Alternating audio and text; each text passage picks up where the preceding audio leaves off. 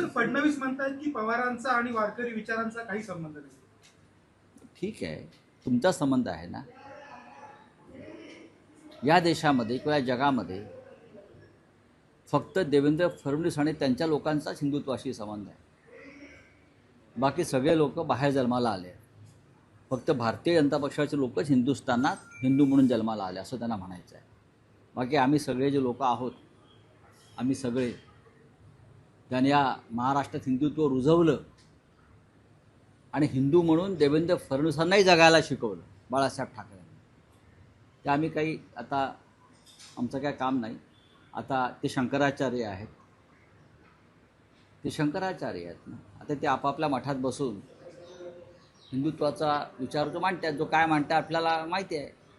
ते जे हिंदुत्व मांडत आहेत ते हिंदुत्व नाही. त्यांचं हिंदुत्व खराचं हिंदुत्व आहे. भाजपचं हिंदुत्व आहे खराचं हिंदुत्व आहे. भाजपचं हिंदुत्व तो कोणी अजून एक बुवा पकडला ना, येंदे काय फंदे एरंडे, त्यांचं हिंदुत्व आहे जे आम्ही कधीच स्वीकारलं नाही. चला, थँक्यू.